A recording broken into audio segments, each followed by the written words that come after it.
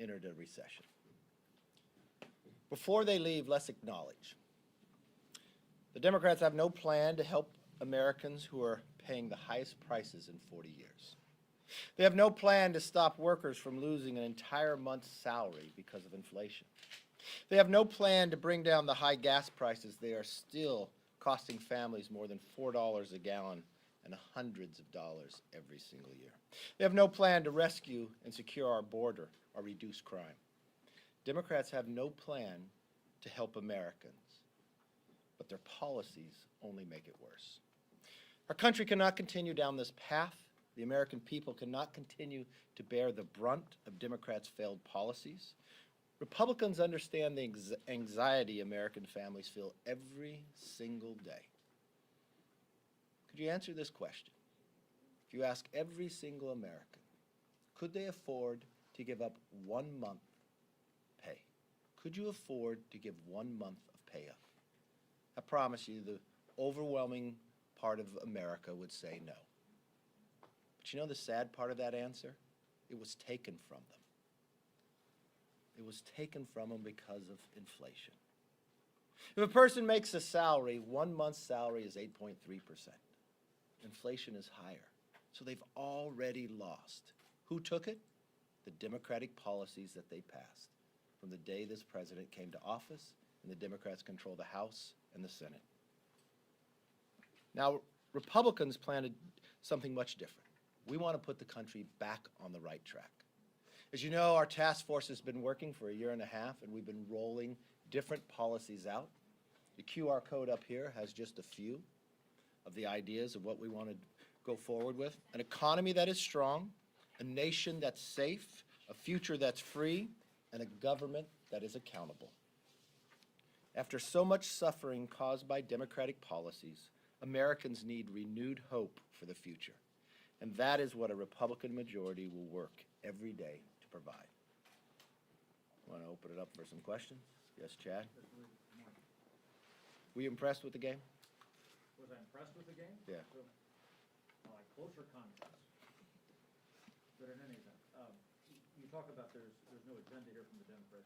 Your side with against this CHIPS bill. Mm-hmm. There's a concern that you say they have no plan here. This is a bipartisan package. It was not a bipartisan package. You had 24 members on your side. Your side was. That's your definition of bipartisan? You know the real challenge here? Republicans had a plan for CHIPS. We actually produced one in the China Task Force. You had a bipartisan plan that started in the Senate. Then you had a Speaker of the House go against her own committees where you had bipartisan work inside the House from the Science Committee and others, and delayed this entire bill for a year. And then in the process of coming back, you had to shrink it. But what did the Senate do on their side? They made it mandatory spending. They took a problem where we had a solution and they wrapped it into making it even worse and compounding it. When we have a recession, when we have a fiscal problem, they put it into mandatory spending when we should have focused simply on CHIPS. In 2017, when Republicans were in the majority, we put it in the NDAA that it is an important problem that we need to solve. The Democrats took the majority, they ignored it.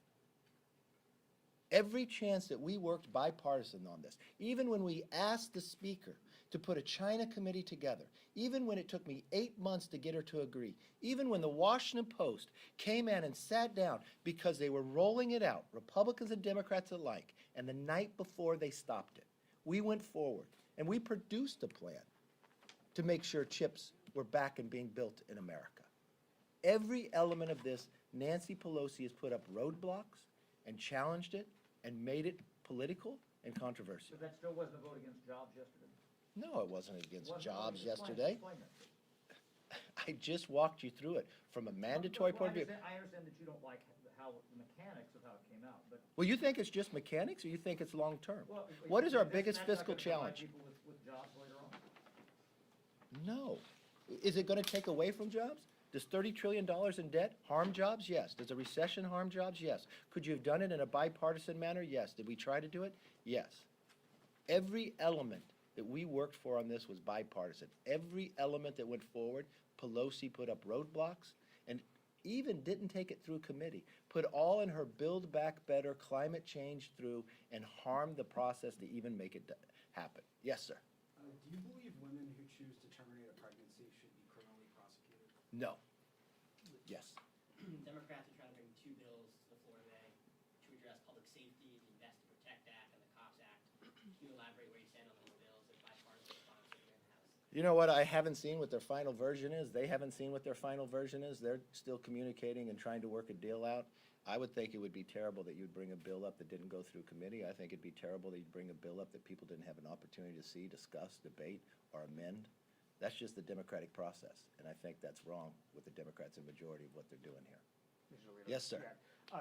Cassidy Hutchinson testified that. So we're going to January 6th. Yes, Go ahead. She Yes. testified under oath. You know we're in that- a recession too, right? Well, she testified under oath saying that you called her after Donald Trump said that, told his supporters that they were gonna go to the Capitol, and you were concerned about those remarks and said, don't come up here. Figure it out, don't come up here. She said that under oath. Did you tell her that, and why were you concerned about the prospect of Donald Trump coming to the Capitol on January 6th? To be honest with you, I don't recall talking to her that day. I recall talking to Dan Scavino. I recall talking to Jared. I recall talking to Trump. That's what I talked to on television like that too. If I talked to her, I don't remember it. If it was coming up here, I don't think I wanted a lot of people coming up to the Capitol, but I don't remember the conversation. Why were you concerned specifically about Trump coming to the Capitol? I don't remember that. You don't remember it- being concerned about his No. comments? No, but because I didn't watch it. See, this is what is so confusing. I didn't watch the speech. I was working. So I didn't see what was said. I didn't see what went on till after the fact. Did you So- want him to come to the Capitol? No, I've never communicated with him about coming to the Capitol. I had no idea he would come to the Capitol. I had no idea that he was even going to come to the Capitol. That's Because she news to said me. under oath that you told her throughout the course of the week, or reassured you through the course of the week that he was not gonna come to the Capitol. So apparently. you had a I number of don't remember conversations having about any conversations with her about coming to the president coming to the Capitol. I don't recall any of that. I recall my conversation with Dan Scavino. I recall calling Jared. That was in the midst of the Capitol, people breaking into the Capitol, me being removed from the office. That's when I called people. And what were your conversations with Scavino like? What were you? Well, I was trying to find the president. Yes, Hey, sir, your last solo press conference was in mid-March. that's not true. Oh, solo. Solo. If the House majority flips and you're speaker, are you committed to doing weekly press conferences like this? I do press conferences all the time. So- When did I talk to you solo last? This week? Yes? Yeah. Actually, you mentioned the Republican agenda. I'm curious if you're elected speaker this year or early next year, will you continue the select committee on the climate crisis that Democrats created for this Congress? We'll look at everything and see where we want to go together, but no decisions have been made. Mayor Bowser has called on the National Guard to come to PC and help respond to migrants being bused here, while the White House has accused Republicans of using these migrants as a political pawn. What's your reaction to that? Is that what's going on here? Not at all. So they're concerned about migrants coming to America illegally within their cities. Have they ever been to the border? They're concerned about bringing National Guards in after what was happening here during the summers, and people's safety was concerned, and they didn't think the National Guard should be there then. It just shows the hypocrisy of the mayor and the hypocrisy of the White House. Why don't they secure the border? Because what has happened because of their actions, every single community in America is now a border city. This is a national crisis. Fentanyl is now the #1 killer of Americans between the ages of 18 and 45. This is their policies, which they created. It created a national security issue throughout the entire country. The hypocrisy is that they won't go to the White House to try to make them secure this border. Yes, sir. Yeah, I would like to know your position regarding the Puerto Rico Status Act and what the Congress should do about that issue. You know what, I haven't been able to see that bill yet, read through it. I know Puerto Rico has had many votes down there to determine whether they're Commonwealth or statehood, but I'll continue to look at that bill and let you know. Mr. Leader, in the past, you've said you support members of Congress trading individual stocks. If the Speaker I'm brings... sorry, what did you say I said? You have publicly said you support members of Congress not trading individual stocks. No, I said I Ban. would look at that, but okay. So if the speaker does bring up a bill to do that, to ban members and their spouses from trading stocks, would you vote for it? Would you urge your conference to vote for I it? think it's ironic that the Speaker of the House now talks about bringing up a bill at the very end of the term of Congress. So her husband could trade all the way through, but now it becomes a crisis? Look, I think the Speaker of the House has greater determination of what comes to the floor, what gets out of the committee. And her husband didn't just trade stock, he traded options. I think what her husband did was wrong. If you say, when she said she never told him anything, I know they spent their time together overseas, and when they're coming back, I'm sure she had conversations on the phone about what was going to be on the floor. I'm sure she had conversations about what the chip version finally looked at. I'm sure she had those conversations. I don't know if he was able to hear them or not, but I think we need to bring trust back to this institution. I think we have to do a thorough investigation and look at what is the proper role for members of Congress and what influence they have. And I don't think the proper way to do this is Nancy Pelosi writing the bill, because we have proven that she can't do that. It should be a bipartisan manner, and we should look at it through committee, and this is something that we will do in the majority, putting new rules forward to make sure that you have trust in this House and the ability, knowing that people is not investing in a place that they have influence. Will you just to commit be not clear, talking to to your just- spouse about legislation if you become speaker? Talking about legislation, You or commit will I not to commit to not invest based upon legislation? Yeah. If you notice, I only own mutual funds. We don't buy any individual stocks. So just to be clear, if you become speaker, will you commit to advancing legislation to ban members and their spouses from trading? I think I would stocks? look all the way through it. What I've told everybody, we will come back and we will not only investigate this, we will come back with a proposal to change the current behavior.